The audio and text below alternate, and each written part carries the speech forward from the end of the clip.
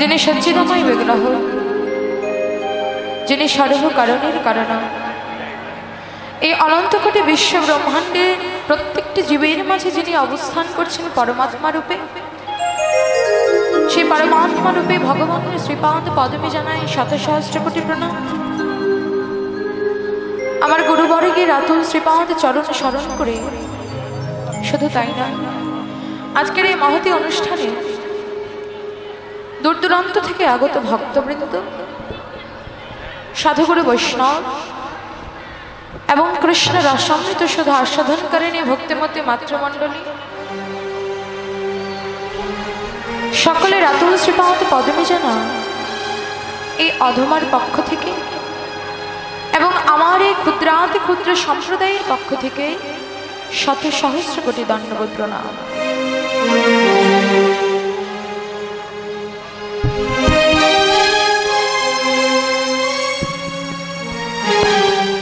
জানি তাই জয় গো রাধেশ্যাম হরি বল। কীর্তন জগতে আমি জ্ঞানহীনা, ভক্তিহীনা, কৃষ্ণপ্রেম মাধুর্যহীনা। আজা বেশ জানি না কিভাবে আপনাদের মতো আমার অনাদিরাদি গোবিন্দের প্রাণপ্রিয় ভক্তদের সামনে কৃষ্ণ কথা বলতে হয়, তবু শুনেছি মহতের কৃপাগুণে নাকি সবকিছু সম্ভব হয়। তাই আপনাদের মতো সাধুগুরু বৈষ্ণব, শুদ্ধ নিষ্কৃষ্ণ ভক্ত, যাদের হরি অন্ত প্রাণ, যাদের এ বদনে কৃষ্ণ নাম ছাড়া আর আন কথা বলে না, সেই সমস্ত ভক্তের শ্রীপাদ চরণের চরণ ধুলে মস্তকে ধারণ করে আজকে এখানে দাঁড়িয়ে আমার অনাদিরাদি গোবিন্দ লীলা কথা বর্ণনা করার চেষ্টা করছে মাত্র। হরি বল। এখনকার আস্বাদনের বিষয় জানি তা হরি বল। কথা শোনা যাচ্ছে? বাবাদের দেখুন তো কত স্থির ভাবে বসে আছে, আর আপনাদের মনগুলো এত চঞ্চল কেন?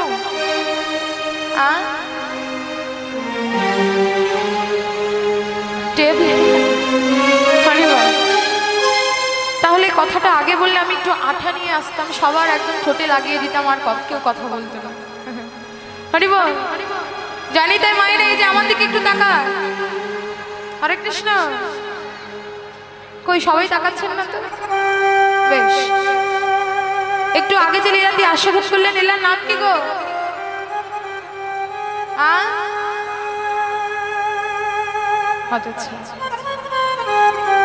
কি বলুন কি না? কীর্তনে এতক্ষণ ধরে নেচে গিয়ে গেল, সিঁদুর খেলিয়ে গেল, আর কে লীলা আস্বাদন করলেন সে লীলার নামই জানেন না? সূর্য পূজা এতক্ষণ পর। আচ্ছা, আমার এই মায়েটা কি একাই সূর্য পূজা আস্বাদন করেছে, আর কেউ করেনি? সবাই করেছে? আচ্ছা, লীলার নামটা ভুলে গেছেন তো? বেশ ভালো কথা। এই যে পরের বার যখন আমার কীর্তনিয়া দিদি আসবে, ভালো করে শুনে নেবেন যে কি লীলা করেছে। শুধু তাই না, তার বেলা কেন, এই যে আমি যে এখন যে লীলাটি করছি, এই লীলাটির নাম মুখস্থ করবেন, কারণ পরবর্তী কীর্তনিয়া এসে যদি আবার জিজ্ঞেস করে যে কোন লীলা শুনলেন, যদি না বলতে পারেন তখন কিন্তু আর আমার মান সম্মান থাকবে না। হরি ভাই, একটু মুখস্থ করে নেবেন। হ্যাঁ, যে লীলা আস্বাদন করছেন একটু লীলার নামগুলো অন্তত জানবেন। হরে কৃষ্ণ। একটু আগে আস্বাদন করেছেন শ্রীমতী রাধারানীর মধ্যাহ্নকালীন লীলা সূর্য পূজা লীলা, তাই না? আর এখন আস্বাদনের বিষয় আমার অনাদিরাদি গোবিন্দেই কি মা। সকালবেলা গোবিন্দ গোষ্ঠগোচারণে গিয়েছিল না? ছিলেন সবাই? আচ্ছা, যারা যারা ছিলেন তারা যারা জানেন, সকালবেলা আমার গোবিন্দ সমস্ত রাখালগণ এবং ধেনুগণকে নিয়ে গোষ্ঠগোচারণে গিয়েছিল। আর এখন সময় কি জানি, এই যে গোষ্ঠ মাঝে গিয়েছিল, আর এখন সময় হলো এবার আর মনে হারাবে না। তাহলে এখনকার আস্বাদনের বিষয় আমার অনাদিরাদি গোবিন্দে ফেরত গোষ্ঠ বা উত্তরা গোষ্ঠ। মনে থাকবে তো? ফেরত গোষ্ঠ বা উত্তরা গোষ্ঠ লীলা কেমন? বেশ, লীলার প্রারম্ভে আমরা আগে গৌরচন্দ্রিকা আস্বাদন করব, অতঃপর বৃন্দাবনের মাঝে গিয়ে আমরা রাধা গোবিন্দের অপ্রকৃত লীলা আস্বাদন করব। আসুন যেহেতু এই মহতী অনুষ্ঠানে আসার সৌভাগ্য আমাদের হয়েছে। দেখো, এই কীর্তন আস্বাদনের সুযোগ কিন্তু সবার হয় না, অনেকের ইচ্ছা থাকলেও আস্বাদন করতে পারে না। আপনারা পারছেন কেন? নিশ্চয়ই কোনো পূর্বজন্মের স্বীকৃতি ছিল, যার কারণে এই স্থানে বসে কীর্তন আস্বাদন করতে পারছেন। তো বাবা, যেহেতু স্বীকৃতি ছিল, তো সেই স্বীকৃতিটাকে বিফলে যেতে দেব না। হরে কৃষ্ণ। যেহেতু এসেছি, একবার প্রেম সে নিজের মন প্রাণকে গোবিন্দ শ্রীপাদ চরণে অর্পণ করে একবার হেমদণ্ড বাহু উত্তোলন করে প্রেম সে জয় জয় নিতাই গৌর সীতানাথ প্রীতি প্রেমানন্দে নিতাই গৌর হরে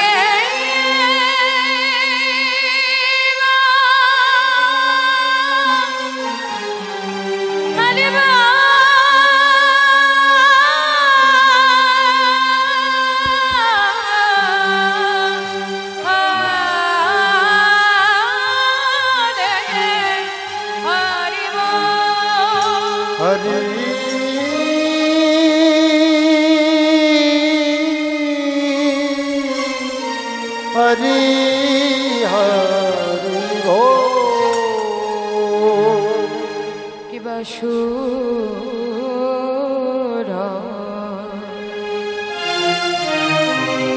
धने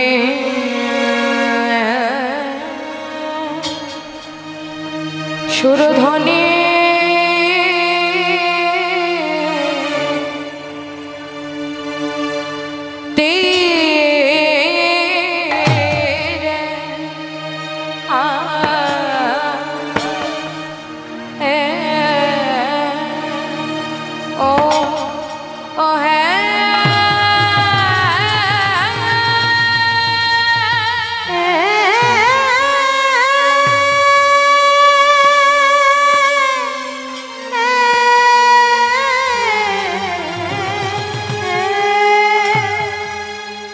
সুরধ্বনি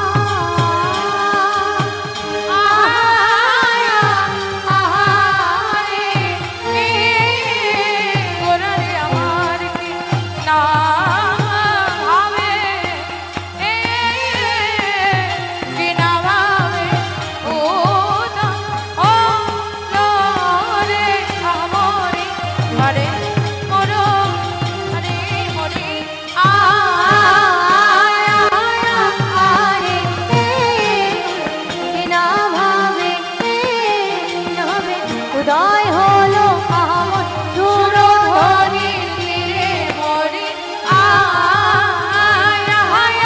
আহারে হে গোরা কিনা ভাবে উদয় হলো আমার সুরধনির তীরে মরি উদয় হলো আমার সুরধনির তীরে মরি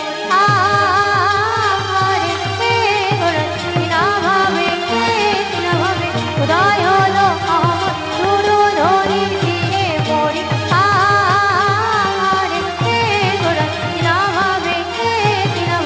উদয় হলো আমারি আরে ও সুরধনি সুরধনি তীরে কিবা সহচর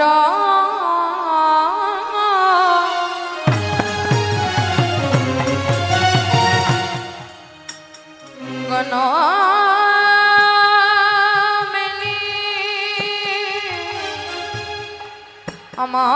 আমার গোরা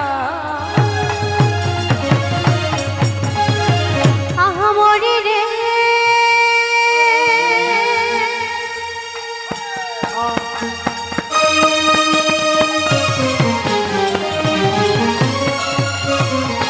আহামরি রে মরি রে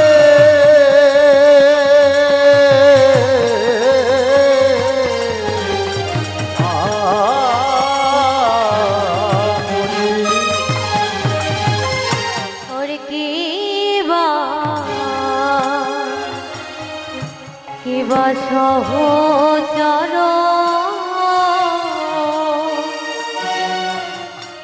গণ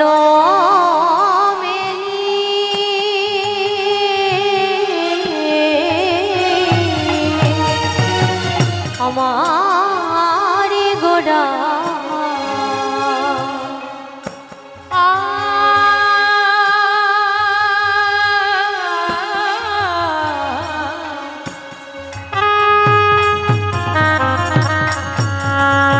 কিবা সহচর গণ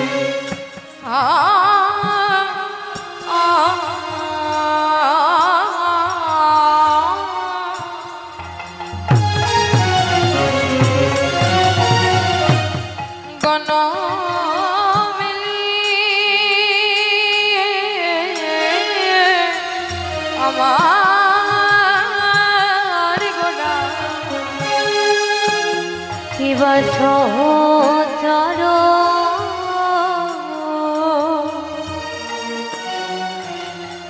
গণ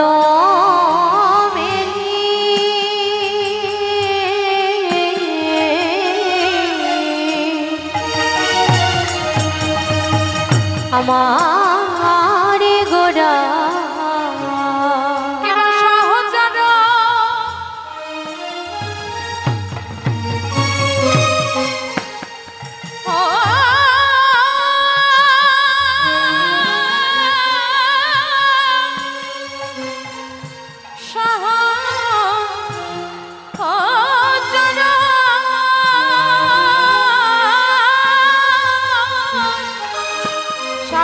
সহচর কিবা সহচর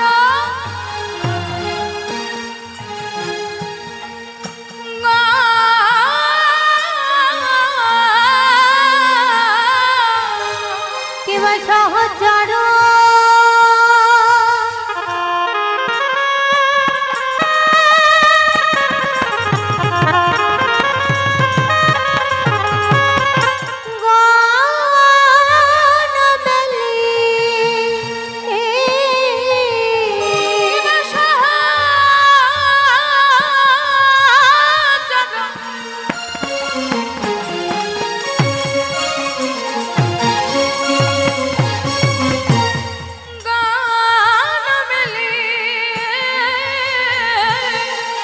সহচর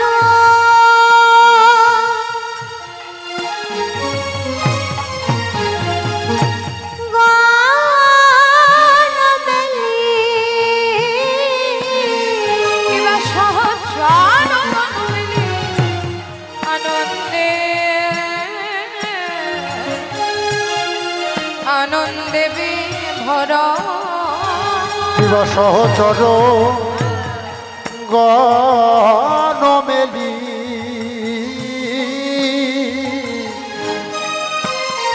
শিবা সহচর গণমেলি আনন্দে আনন্দে বিভোর দেখো আনন্দে বিভরা আনন্দে বিভরা আজ আনন্দে বিভরা আনন্দে বিভরা সচির আনন্দ নগরা আনন্দে বিভরা রচির নন্দন গোরা আনন্দে বিভরা সচির নন্দন গোড়ায় আনন্দে বিভোরা রচির নন্দন গোরা আনন্দে বিভরা বলি সেই তো এসেছে এই তো এসেছে সেই তো এসেছে এই তো এসেছে কলির জীবকে তনাইতে সেই তো এসেছে কলের দীপকে তোরাইতে এই তো এসেছে দিকে তরাইতে সেই তো এসেছে সেই মাজা সদারে নয়ন মনি সেই তো এসেছে মাধব সদর নয়ন মনি এই তো এসেছে মাঝ সদার নয়ন মনি সেই তো এসেছে মাধব সদর নয়ন মনি এই তো এসেছে চির আঙিনার মাঝে সেই তো এসেছে রঙিনার মাঝে সেই তো এসেছে রচির অঙ্গিনার মাঝে এই তো এসেছে মাজা সদারে নয়ন মনি সেই তো এসেছে মাঝ সদার নয়ন মনি সেই তো এসেছে কংস বংশ ধ্বংস করে সেই তো এসেছে বংশ বংশ ধ্বংসকারী এই তো এসেছে আরে হবে না হবে না হবে না হবে না হবে না হবে না হবে না হবে এমন না পতিত পাবন গৌর হরি হবে না হবে না এমন পতিত পাবন গৌর হরি হবে না হবে না এমন দয়াল সাগর আর আমার হবে না হবে না দয়াল সাগর আর আমার হবে না হবে না পতিত পাবন গৌর হরি হবে না হবে না সেই তো এসেছে এই তো এসেছে হরির নামের ডালা নিয়ে সেই তো এসেছে হরি নামের ডালা নিয়ে এই তো এসেছে হরি নামের ডালা নিয়ে সেই তো এসেছে হরি নামের ডালা নিয়ে এই তো এসেছে দেখা যায় দেখা যায় দেখা যায় দেখা যায় দেখা যায় দেখা যায় দেখা যায় দেখা যায় আপনি ভিগোরার ভোর দেখা যায় দেখা যায় যে ভাব নিধি গোরার ভাব দেখা যায় দেখা যায় ভাবিনি ঘোড়ারে ভাব দেখা যায় দেখা যায় ভাব নিধি গোরার ভাব দেখা যায় দেখা হবে যায় তারাই তো দেখে গো তারাই তো দেখে গো দেখার দুটি নয়ন আছে তারাই তো দেখে দেখার দুটি নয়ন আছে তারাই তো দেখে গো দেখার দুটি নয়ন আছে তারাই তো দেখে দেখার দুটি নয়ন আছে তারাই তো দেখে যাদের গৌরগত প্রাণ হয়েছে তারাই তো দেখে গো তাদের গৌরব হয়েছে তারাই তো দেখে গৌরগত প্রাণ বলি শ্রীধাম নদিয়ার মাঝে জয় বল হরি বল। নদিয়ার মাঝে গৌরগত প্রাণ হয়েছে নদিয়ার মাঝে গৌরগত প্রাণ হয়েছে নদিয়ার মাঝে গৌরগত প্রাণ হয়েছে নদিয়ার মাঝে গৌরগত প্রাণ হয়েছে নদিয়ার গৌরগত প্রাণ হয়েছে গৌরগত প্রাণ হয়েছে তারাই তো দেখে গো সুরধ্বনির তীরে আমার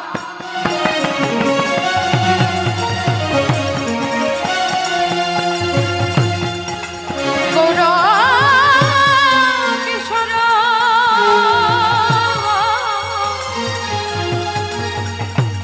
কিবা সহচার গণমেলি গৌর আমার আনন্দ বিহার ঈশ্বর পরম কৃষ্ণ সচ্চিদানন্দ বিগ্রহায় আনন্দি আদি গোবিন্দ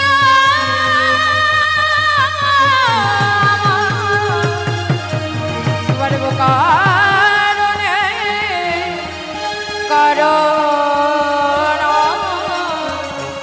সর্বকারণে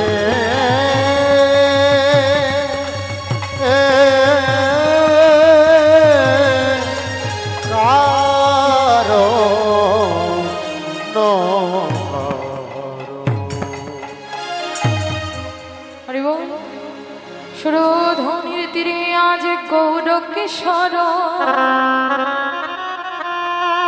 কিবা সহচর গণ মেলি গৌর আমার আনন্দে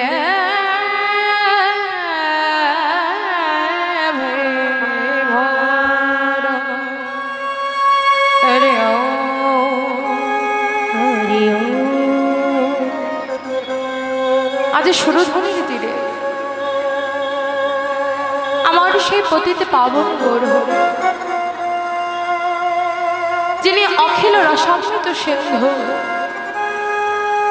যিনি শচীগর্ভ সিন্ধু বিন্দু, আমার গৌরহরি, যিনি কিনা অন্তকৃষ্ণ বহি গোরা, আজ এই কলিযুগে নবদ্বীপে মাঝে এলে আমাদের মতো এই দুরাচারী পাপাচারী ব্যভিচারী আত্মভোলা কলির জীবকে ধর্মামুখী করার তাগিদে,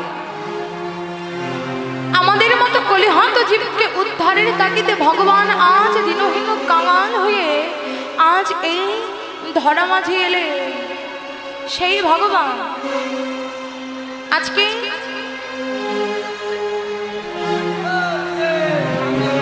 জানি তা আজ সুরধনির তিনি আমার গৌরহরি, আজ আমাদের মতো কলিহত জীবের উদ্ধারের তাগিদে সহজ ভজনটা আমাদের দিলে। চৈতন্য চরিতামৃতে প্রথম শ্লোক, অনর্পিতং চরিং চিরাত করুণায় অবতীর্ণ কৌলা সমর্পয়িত মুন্নত উজ্জ্বল রসাংশ ভক্তি শ্রিয়া হরিপুরাট সুন্দর দুতিম কদম্ব সন্দীপিত সদা হৃদয় কন্তরে স্ফুরত বসছে নন্দন। অনর্পিত অর্থাৎ অর্পণ করা হয়নি এমন মধুর নাম, এমন সম্পদ গৌরহরি আজ আমাদের জন্য নিয়ে এলে। করুণা বশত করুণা অবতীর্ণ করল এই কলিযুগে আমার গৌরহরি, করুণা বশত আমাদের জন্য নিয়ে এলে। সদা হৃদয় স্কন্দরে স্ফুরত বসছে নন্দন। আজকে বললে আচ্ছা বাবা, আমরা সবাই বলি দেখুন আমাদের এই দেহটা হৃদয়টা হলো মন্দির, জানি তা কি মা বলি না? কথায় কথায় দেখবেন মহাজনেরা বলেন যে হৃদয়টা মন্দির, তবে এখানে শ্লোকের মাঝে হৃদয় কন্দরে কেন বলল? কন্দর মানে কি জানি? কন্দর মানে হলো গুহা। দেখবেন বন জঙ্গলের মধ্যে অনেক গুহা থাকে না, যেখানে কোনো আলো প্রবেশ করে না, যুগ যুগ ধরে যেখানে কোনো আলো প্রবেশ করেনি, এমন গুহা এই কন্দর বলা হলো গুহাকে। আচ্ছা বললেই সেই শ্লোকের মাঝে বললেন হৃদয় কন্দরে স্ফুরত বসছে নন্দন, অর্থাৎ যিনি শ্লোকটি রচনা করেছে চৈতন্য চরিতামৃতে, সে তিনি বললেন কেন হৃদয়কে কন্দ? তিনি আজ গোবিন্দ চরণে মিনতি রেখে বলছে, গোবিন্দ হে, আমার হৃদয়টা তো মন্দির ছিল, আমার হৃদয়টা মন্দির ছিল, কিন্তু তোমার নাম না করিতে করিতে করিতে আমার এই হৃদয়ে মন্দিরখানা কেমন যেন একটি কন্দরে পরিণত হয়ে গেছে।